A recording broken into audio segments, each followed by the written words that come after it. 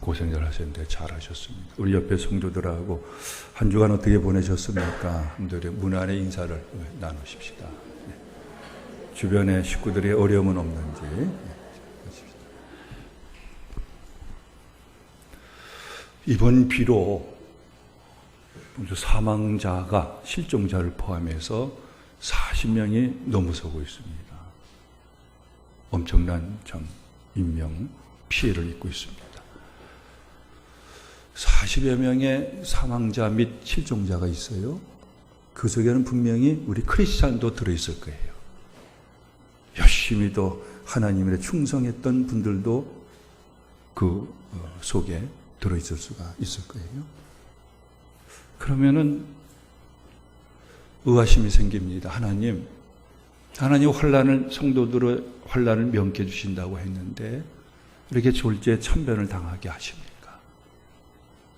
불신자도 아니고 하나님 믿고 그리스도인으로서 또 주님에서 열심히 충성하는데 왜 그때 안 지켜주셨습니까? 이런 그 의문을 자아낼 수가 있을 것 같아요. 그런가 하면 이 코로나로 인해서 전 세계의 사망자가 얼마냐?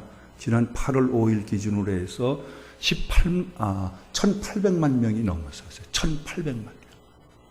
우리 인구의 3분이 확진자예요.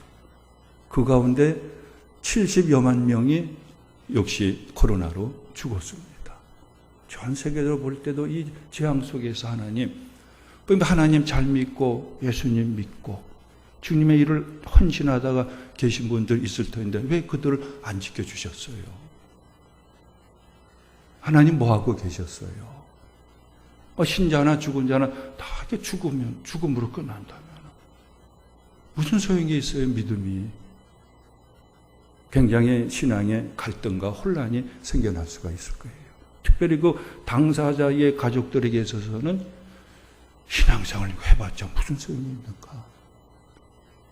믿는 자나 믿지 않는 다 재앙을 만나고 여기에 죽음을 당하고 하나님 믿는 다른 점이 어디에 있습니까? 예수님의 12사도를 봐도요, 정말 예수님 믿고, 또 예수님 불러서, 저희 자원한 것도 예수님 불렀어요. 그 예수님 제자들로서 충성을 다했는데, 나중에 어떻게 돼요? 다 순교당해요. 응? 사도 요한도 마지막에 엄청난 고난을 당해서 유배까지 당하고 그래요.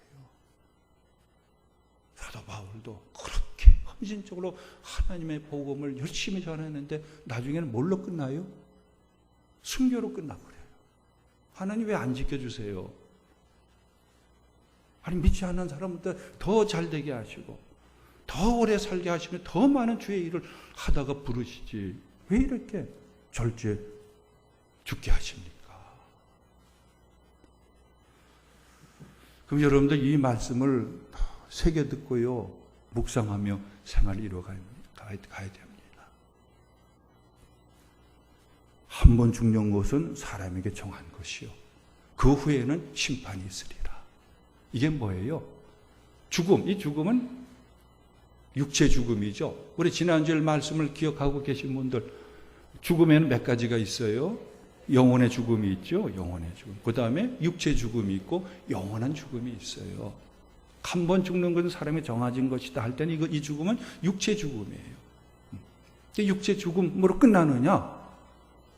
육체 죽음을 끝나고 죽음 이후의 세계는 없다. 죽는 것은 모든 것은 다 사라져버린다.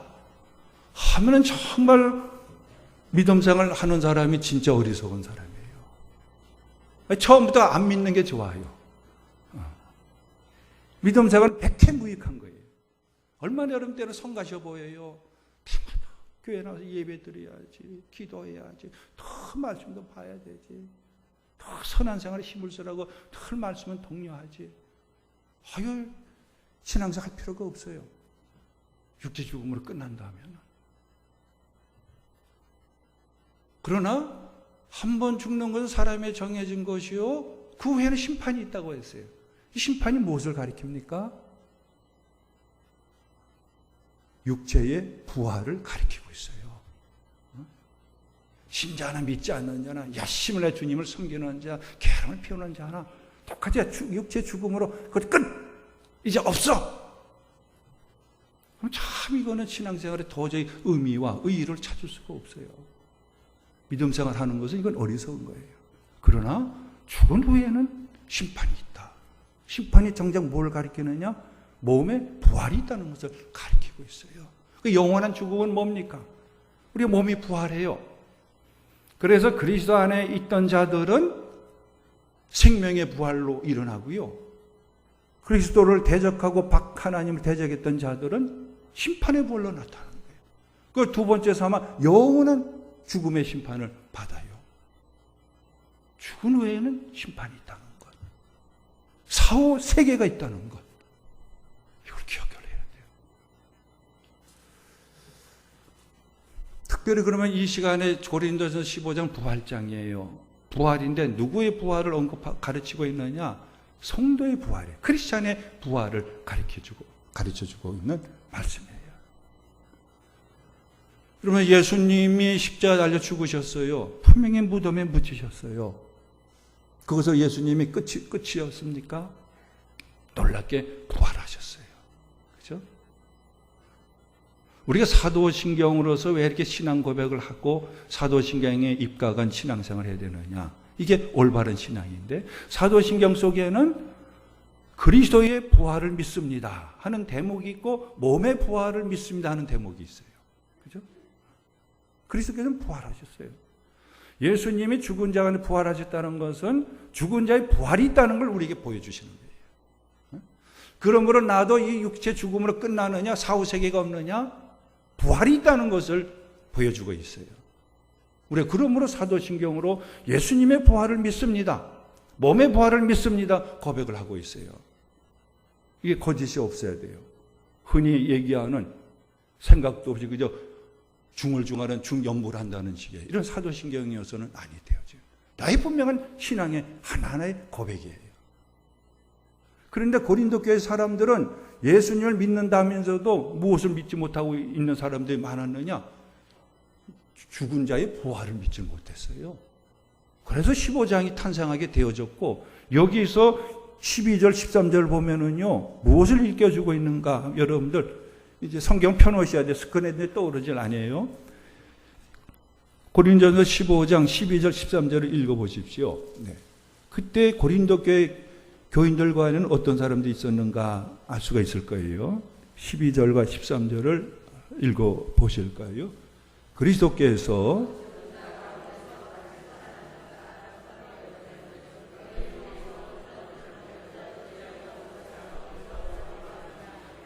만일 죽은 자의 부활이 없으면 그리스도도 다시 살아나지 못하셨습니다. 저는 예수님 십자가에 달려 죽은 것을 믿습니다. 무덤에 묻히셨던 것을 믿습니다. 그러나 3일 만에 부활한 것을 믿습니다. 예수님이 부활하셨기 때문에 우리가 분명히 알 수 있는 것은 죽음은 죽음으로 끝나는 것이 아니라 죽은 자의 부활이 있다는 것을 우리가 알고 믿게 되어져요. 그죠? 몸에 부활이 있어요. 그래서 20절에 보면은 이제 그리스도께서 죽은 자 가운데서 다시 살아나서 잠자는 자들의 첫 열매가 되셨다. 그럼 그리스도만 죽은 자가 부활하셨느냐? 그리스도 안에 있는 자들도 다 부활한다는 거예요. 그죠? 모든 곡식의 첫 것이 열리면은 그 다음에 주렁주렁 같은 열매가 주렁주렁 열리잖아요.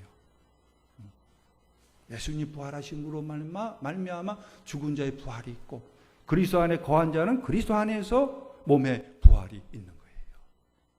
이걸 분명히 이 재난이 많은 세상 속에서 믿고 살아가야 돼요. 여러분도 몸의 부활을 굳게 믿으세요.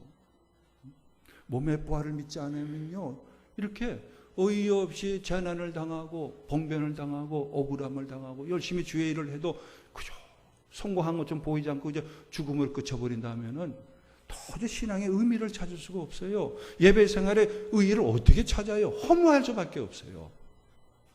신앙생활 할 필요성을 못 느껴요. 몸의 부활을 믿고 몸의 부활에 대한 확신을 가지며 살아가야 돼요. 어디서? 천국에서가 아니라 이 지상에서. 그러면 이 시간에는요, 그러면 몸이 부활해요. 어떻게 우리 크리스찬이 몸이 부활해요? 어떤 몸으로 부활하느냐? 그걸 이 봉독한 말씀 속에서 우리에게 계시적으로 가르쳐주고 있습니다. 한 가지 한 가지를 보겠습니다. 우리 몸은요, 어떤 몸으로 부활하느냐? 첫째는 42절에 나오고 있습니다. 42절을 읽어 보시길 바랍니다.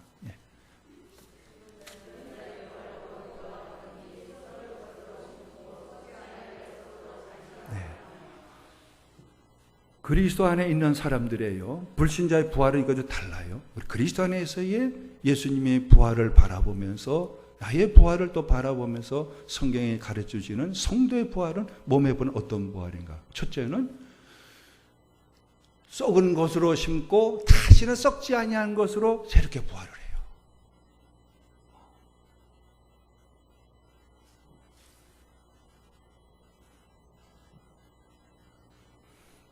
여러분들 부활하고 소생의 차이를 분명히 구분을 하셔야 되는데 그 차이를 알아야 되는데요. 성경에 보면은 죽은 자가 다시 살아난 케이스들이 몇 가지 쭉 나와요. 구약 성경에도 나오고 신약 성경에도 나와요. 구약 성경에서 몇 가지를 나열해 보면은요. 엘리야가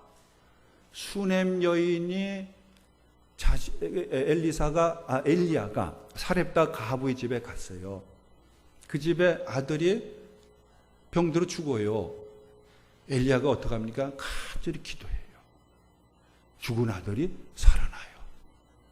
여러분 그걸 가리켜서 저 아들 부활했다 이렇게 말하는 것이 옳을까요? 저 아들 소생했다 이렇게 말하는 것이 정확할까요? 부활이 아니고 소생이에요. 소생은 뭐냐 하면은 잠시 죽었는데 이전 상태로 다시 깨어나는 것을 소생이라 그래요. 부활은 그것이 아니에요.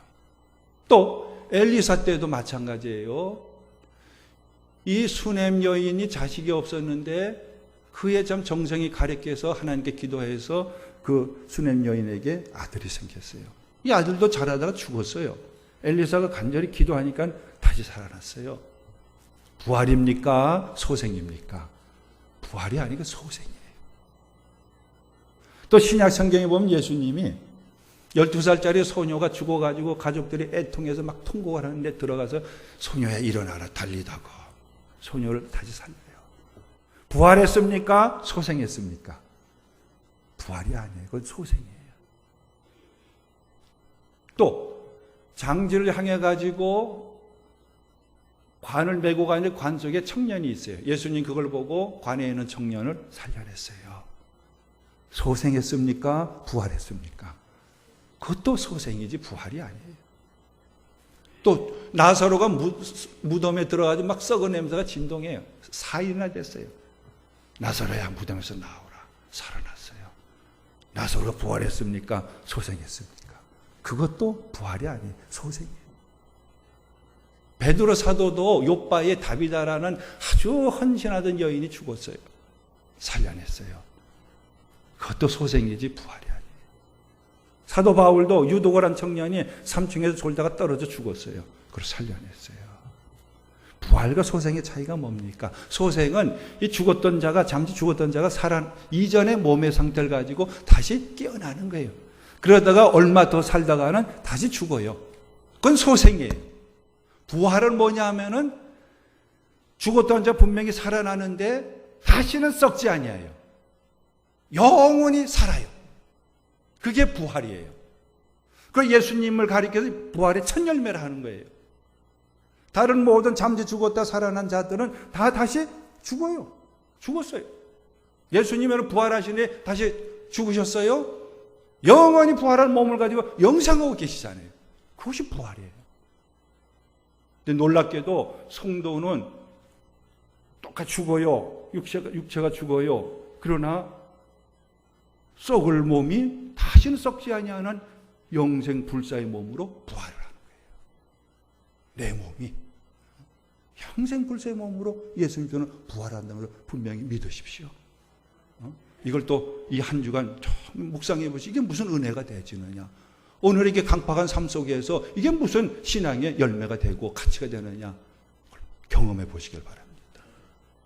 두 번째 부활이 우리 몸에 부활이 있는데 어떤 몸으로 부활하느냐?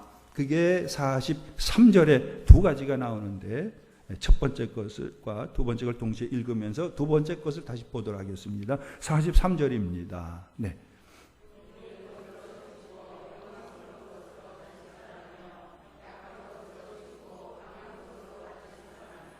두 번째는요, 우리 그리스도인의 부활은 욕된 것으로 심고 영광스러운 것으로 부활하는 거예요. 욕된 것을 심는다는 것이 뭐냐면 우리 육체 몸을 보십시오. 얼마나 열심히 가꿉니까? 지금은 어느 병원의 종목보다도 성형외과가 돈을 많이 벌어요. 그만큼 성형수술을 많이 해요. 우리 몸을 막 가꿔요. 막 보톡스 주사도 막 그래서 막 주름도 없애고 막 그래요. 좋은 것들 막 열심히 하면서 우리 몸을 다 건강케 해요. 그러나 겉으로 보면은 괜찮아 보여요. 우리 몸이 짓는 것은 뭐를 많이 져요? 죄를 많이 짓잖아요. 눈으로도 죄를 짓고요. 귀로도 죄를 짓고요. 입으로도 죄를 짓고요. 손으로 죄를 짓고 발로도 죄를 짓잖아요. 얼마나 욕돼요. 그죠? 추하고 냄새가 나요. 이걸 가리켜. 욕된 육체가 죽어요. 그런데 다시 몸이 부활하는데 어떤 몸으로 부활하느냐? 영광스러운 몸으로 부활해요. 그 영광스러운 몸은 어떤 몸이냐? 예수님이 그걸 미리 생전에 보여주셨어요. 어느 산에 올라가셔가지고 예수님이 싹 변화되세요.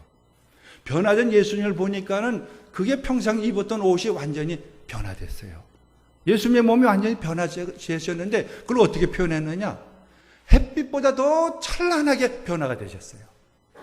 영광스럽게 변화가 되셨어요. 부활하신 예수님의 몸도 영광스러운 몸이에요. 여러분들, 이렇게 죄 짓는 몸이 죽어서 썩지만은 부활을 하는데 어떤 몸으로 부활하느냐? 다시는 썩지 아니한 영생 불사의 몸으로 부활하고요. 영광스러운 몸으로 부활할 것을 분명히 믿으시고 그 부활을 자꾸 묵상해 보십시오. 마음껏 날아다니는 새 나비들을 보면 얼마나 예뻐요, 나비들이. 근데 나비 되기 전에 애벌레를 보세요. 대체로 사람들은 애벌레를 보면 징그럽게 보여요. 흉측해 보여요. 그런 애벌레가 죽고 뭐가 되는 거예요? 아름다운 나비가 되어져요. 우리 몸의 부활이 그렇게 되는 거예요. 죄짓는 이 몸이 다시는 죄짓지 아니하는 영광스러운 몸으로 부활한다.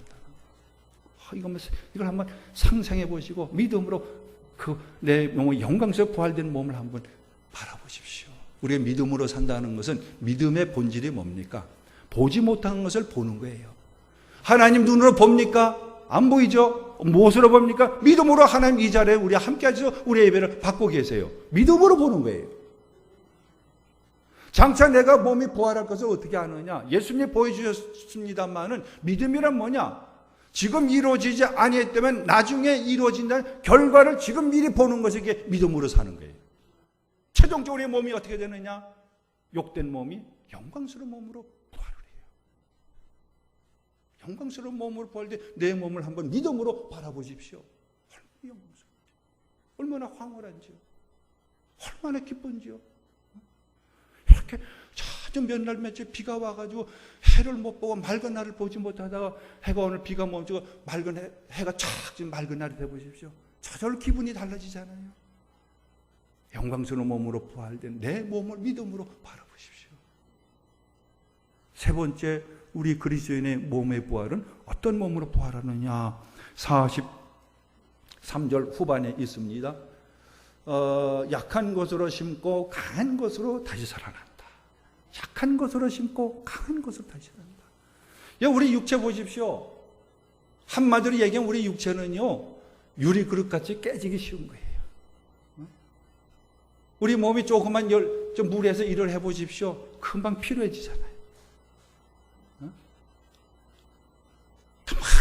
막 달려보십시오. 몸이 지치잖아요. 툭 하면 병이 들잖아요. 또 나이가 들어가니까 어때요? 이것저것이 아프고요. 기력이 떨어지고요. 꼬부라들고요. 제대로 걷지도 못하고. 이게 우리의 육체예요. 얼마나 약한지 몰라요. 조그만 데도 찔리고 찢어지고 터지고 또 왜 이런 병들이 생겨나는突파의 병들이 육체에 생겨나요. 얼마나 약한지 몰라요. 그런데 부활하는 우리 몸에 부활할 때는 어떤 몸으로 부활하느냐? 완전하게 강한 것으로. 지치는 법이 없어요. 피곤한 걸 몰라요. 걸어가도 달려가도 피곤찮이. 그래서 이사야 40장 미리 얘기해 줬어요. 소년이라도 피곤하고 장정이라도 곤비하더라도 하나님을 앙망하는 자는 하나님의 힘을 가지고서는 달려가도 피곤치 하고 걸어가도 곤비지 아니하리라. 부활의 몸이 그렇게 되는 거예요. 내 몸이. 여러분들 늙어지면서 자꾸 아프고 막 힘을 못 쓰고 제대로 일어나지 못하고 눕고 더 요양병원 요양원에 움직이지 못한 식물처럼 식물에게 누워져 계신 분들 너무 불쌍하게만 보지 마세요. 너무 내 신세 타령하지 마십시오. 내가 육신이 죽더라도 다시 살아나요. 어떤 몸으로 살아나요? 이 지상의 몸하고는 상상달리 전혀 다른 몸, 강한 몸으로 다시 살아나요. 믿으세요. 확신에 거하시고 그러므로 부활을 자꾸만 생각하십시오. 내 몸의 부활을 말씀에 따라서 예수님의 부활을 바라보면서 구체로 자꾸만 묵상하십시오.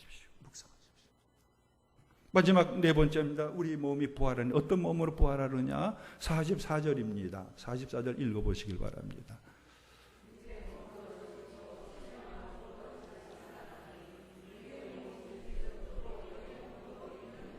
네, 육의 몸으로 심고 신령한 몸으로 다시 살아난다. 우리의 지금의 몸은 육의 몸이에요. 신령한 몸이 아니에요.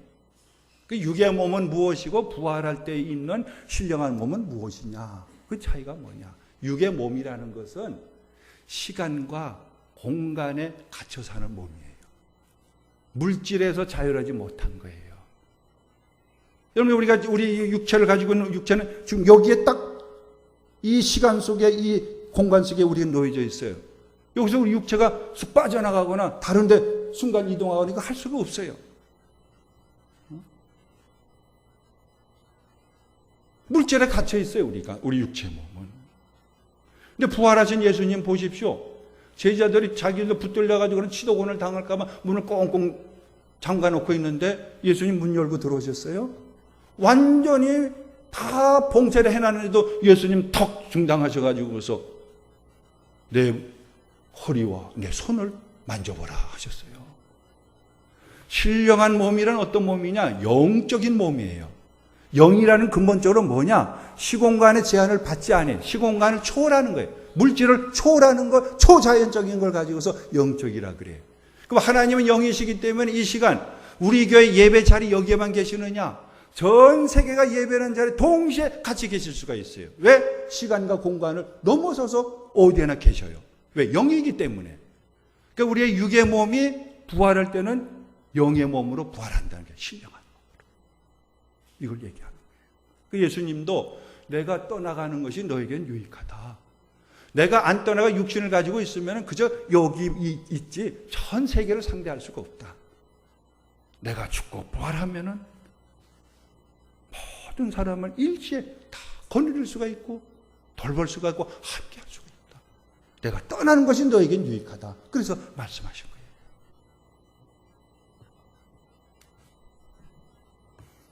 그러므로 우리는 몸이 썩을 것이 썩지 아니할 것으로 욕된 것이 영광스러운 것으로 약한 것이 강한 것으로 육의 몸이 신령한 몸으로 부활을 해요. 초자연적인 몸이 되는 거예요. 시공간과 물질의 세계를 완전히 벗어나요. 자유하게 되어져요. 그렇기 때문에 어떻게 되느냐? 하나님과 완전 합의를 이룰 수가 있어요. 정말 문자 그대로 하나님 안에 내가 있고 내 안에 하나님이 계십니다. 완전한 연합을 이룰 수가 있어요. 왜? 영적인 존재가 온전히 몸도 영적인 몸이 되어지기 때문에 하나님과 100% 교제하고 사귐을 나눌 수가 있어요.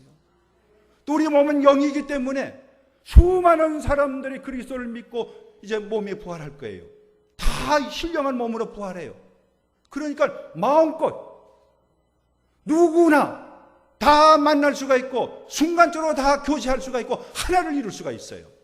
그러니까 모든 성도가 내 안에 있고 모든 성도 안에 내가 있고 내 안에 모든 성도가 있어요. 완전한 성도의 교제와 연합과 결합을 이루어요. 이런 신령한 몸으로 부활을 해요. 이게 구원의 완성이에요. 그러면은 썩지 아니할 것이 썩을 것 썩지 아니할 것으로 부활하고 욕된 것이 영광스러운 몸으로 부활하고 약한 것이 강한 것으로 부활하고 육신으로는 육의 몸으로 심은 것이 신령한 몸으로 부활해요. 어느 때 부활해요? 그래서 예수님이 다시 오시는 거예요. 예수님 왜 다시 오세요? 우리에게 구원을 완성시켜 주시려고. 우리 이 세상에 아무리 살더라도 우리 육체를 가지고 있는 한에서는 이렇게 썩을 육체예요. 죄 짓는 육체예요. 자유롭질 못해요. 하나님과 완전한 하나를 정말 이룰 수가 없어요. 머리는 그렇게 고백하지만 하나님과 100% 하나 되어서 그야말로 임마누엘 신앙 가지고 하나님과 무소부지하게 살 수 있느냐? 육체를 가지고 있는 한에서는 수시로 잊어버려요.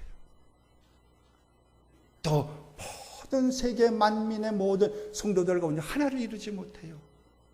그러니까 교회 생활을 하고 수많은 교회들이 있더라도 전쟁에 그치지 않냐고 테러가 그치지 않고 교회들 사이도 싸움이 일어나고 그러는 거예요. 주님이 다시 오셔서 완전 몸으로 구원을 완성시키시는 거예요.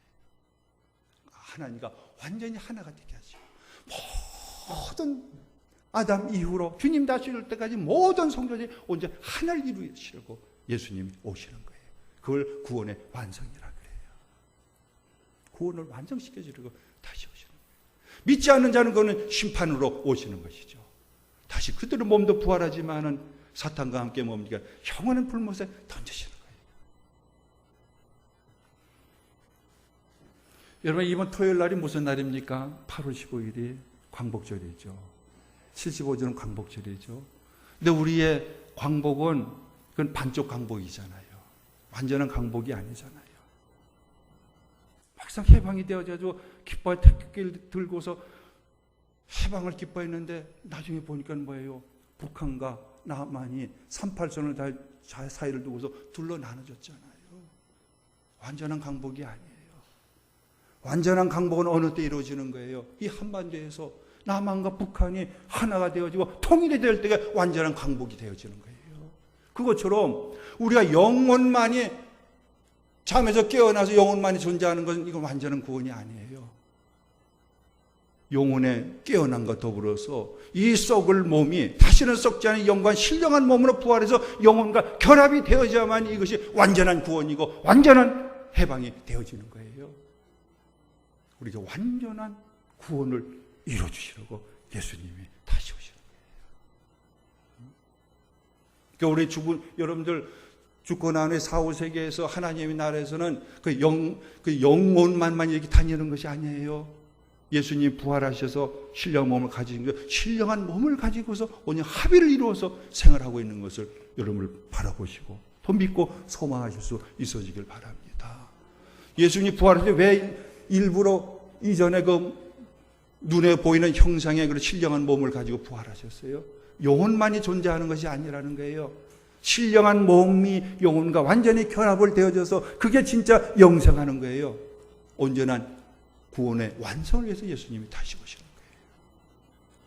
그렇기 때문에 우리가 죽음으로 신자나 믿지 않는 자 다 죽음으로 끝난다? 아니잖아요. 4, 5세기는 전혀 달라요.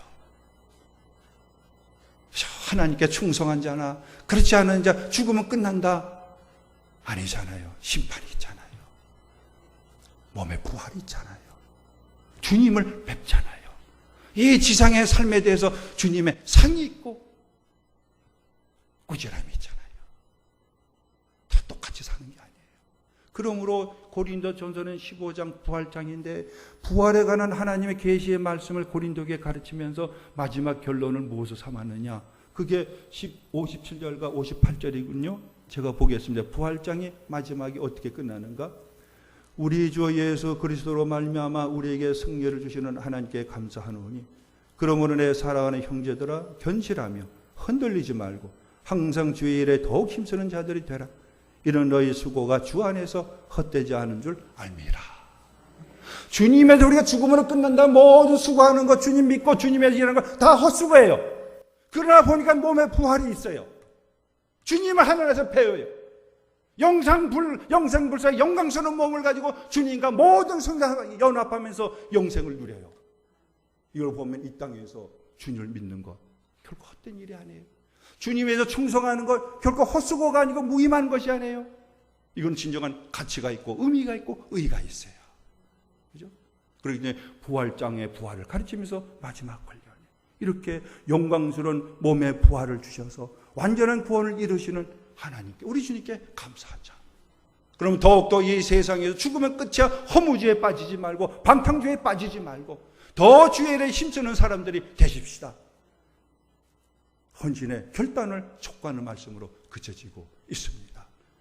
이것이 뭐냐면 부활의 믿음이 그렇게 중요한 거예요. 우리의 삶에 인내가 되어지고 가치가 되어지고 의미가 되어지고 소망이 돼서 변함없이 하나님께 감사하고 하나님께 충성하는 생활을 이루어가는 능력이 부활인 거예요. 몸의 부활입니다. 우리도 이 말씀에 따라서 57절과 58절을 나의 신앙의 고백으로서 고백하면서 함께 읽고 마치도록 하겠습니다. 우리 주 예수 그리스도로 말미암아 우리에게 승리를 주시는 하나님께 감사하노니 그러므로 내 사랑하는 형제들아 견실하며 흔들리지 말고 항상 주의 일에 더욱 힘쓰는 자들이 되라. 이는 너희 수고가 주 안에서 헛되지 않은 줄 알미라. 아멘. 기도하겠습니다. 오늘도 몸의 부활에 신령한 계시의 말씀으로서 우리의 눈을 열어주시고 부활의 주님을 바라보게 하시고 그 날을 소망하면서 우리 몸의 최종적인 영광스러운 몸을 또한 믿게 하여 주셔서 참 소망 가운데 이끌어 주시오니 감사합니다.